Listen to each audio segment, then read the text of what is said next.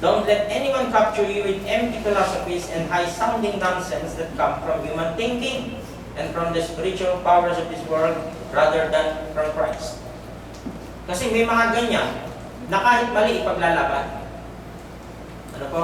Hindi tayo yung ganun. Kasi tinuturuan tayo ng ating Panginoong Yesus, pumasok tayo sa isipan niya, matuto tayong gumawa ng mga bagay na nararating. At itong salita ng Diyos ang gigiba sa ating mga matataas na pananaw. Yung bang parang alam na natin lahat. Hindi natin alam, nakalimutan na pala natin yung pag-iibigan. Yun, may mga ganun. Ano? Kaya sa panahon pa lang nila, lumabas yung talata na yan kasi marami diyang tinatawag na mga Gnostics. Gnostics, yan yung mga taong hiwalay sa aral ng ating Panginoong Yesus na gumagamit ng mga marilikit na salita. Na para bagang pag tinignan mo alam na alam nila yung buong kautusan. Pero ang totoo, nagtatayo na pala sila ng sarili nilang samahan. Colossus 1:23. Kung tunay na kayo'y mamamalagi sa pananampalataya, ayan nanababaon.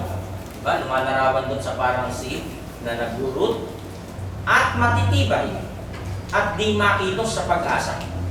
Pag-asa saan? Sa pananampalataya natin sa Ebanghelyo na inyong narinig, na ipinangaral sa lahat ng mga nilalang sa silong ng langit, na dito akong si Pablo ay ginawang ministro.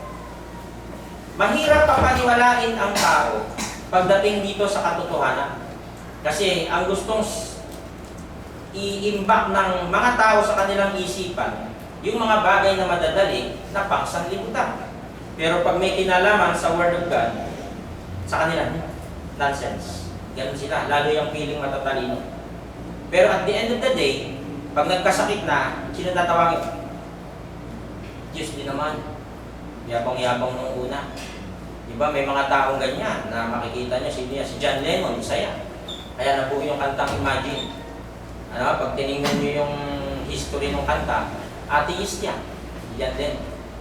Yung gumawa ng Titanic, sabi nung salitang binitawan niya, even God cannot cannot sink the ship. So, isang lumulutang na iceberg lang pala, tapos. May mga ganon na humamon sa Diyos na pagdating sa huli, meron pang isa yung naka-wheelchair na gumawa ng marble. Kalimutan kong pangalan niya. Kalimutan ko yung nangiwi. Binahirapan ng Diyos yung bago mamatay. Talagang, yung laki ng katawan niya dati, unti-unting, sino ka? Tao ka lang. Para magmalaki ka sa Diyos. Wala kang magagawa. Bakit? Creator of heaven and earth. Wala tayong magagawa kundi sumunod sa kalooban niya na papabor sa atin pagdating ng huli, kaligtasan. So yun yung mustard seed. Ang sabi, kung tunay na kayo mamamalagi sa pananampalataya at nababaon, lumipas ng panahon, hindi ka makilos, matibay ka sa pag-asa. Hanggang inabot ka ng kamatayan, hindi mo iniwan ng ating Panginoong Yesus. Tama. Ipinangaral sa lahat ng mga nilalang sa silong ng langit. Na dito ako si Pablo, ginawang ministro. At sabi diyan, if you continue in the faith, grounded and settled, and be not moved away from the hope of the gospel, which you have heard, and which was preached to every creature, which is under heaven, whereof I, Paul, am made a minister. Itong taong to, hindi nag-asawa. Itong taong to, si Pablo, nabingit ang kamatayan at pinatay, pinubutan ng ulo sa Rome dahil sa kakapangarap. Natinag ba? Hindi. May sumunod uli na version ng mga single na yan. Sila Tito, si Timoteo. Hindi man nakatatakot Ano sabi sa Mateo? Mapapatay lang sa inyo katawan. Pero yung nasa loob ninyo, hindi. Natakot kayo sa pumapatay ng kaluluwa. At nagpapahirap. Sino? Ang Diyos. Na si Kristo ay manahan sa inyong mga puso. Paano? Sa pamamagitan ng pananampalataya. Upang kayo mag-ugat at magtumibay sa pag-ibig. Diba? Sarap pakinggan. Ano mang pagdaanan mong hamon sa buhay, tukso, hirap, problema, nandyan pa rin ang Diyos para sumaklol. Meron bang nabubuhay na tao na hindi namang problema? Presidente nga, namang problema. Yung mga mararaming pera at ari-arian, namang problema. Meron bang hindi namang problema?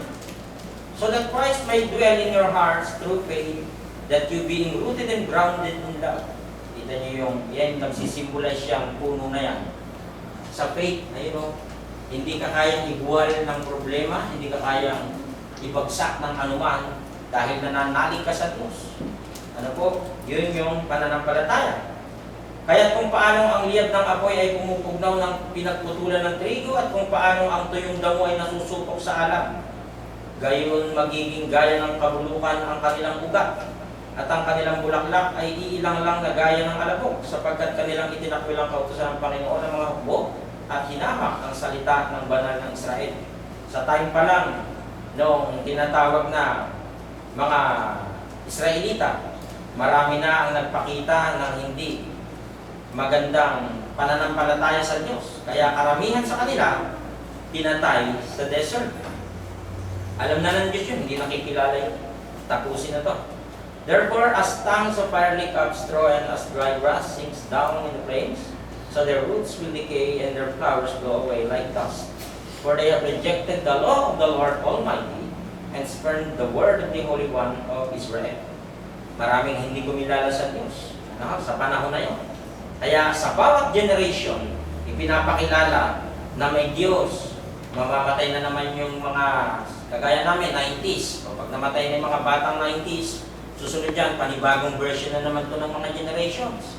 Kaya nandun continue yung pangangaral. Ano po? Na yung mga nagsisilaki na yan, mailapit sa Diyos. Pananagutan niya ng mga parents. Jeremiah 17:7. Mapalad ang tao na tumitiwala sa Panginoon at ang pag-asa ay ang Panginoon.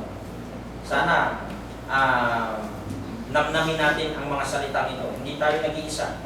Bawat desisyon natin, bawat paglakad sa mundong ito, huwag kayong matakot. Kasama natin ang Diyos kung ikaw ay tunay na sumasampalataya. 17:8. Sapagkat siya magiging parang punong kahoy na itinanim sa tabi ng tubig at nagbubugat. Sino? Yung sumusunod sa Diyos. Parang punong kahoy daw na itinanim sa tabi ng tubig at nagbubugat. Ibig sabihin, hindi makukuha. Hindi ka matatalo ng anuman. At hindi matatakot pagka ang init ay dumarating. Bakit? Nasa tabi ng tubig eh. Kundi ang kanyang dahon ay magiging sariwa at hindi mababalisa sa taon ng pagkatuyo o maglilikat man ng pagbubunga. Inilalarawan ang isang tao na kapag ikaw ay nasa Diyos, ayan, para kang punong mayroong silbi na dumating man ang mga problema, hindi ka matutuyo. But blessed is the one who trusts in the Lord, whose confidence is in Him. They will be like a tree planted by the water that sends out its roots by the stream. It does not fear when heat comes. Its leaves are always green, and it has no worries in a year of drought, and never fails to bear fruit. Inihalin tulad doon ng isang alagad. So kung kukuhain natin yan sa ating mga sarili, nagiging matibay tayo sa paglipas ng panahon sa ating mga pananampalataya. Isaiah 59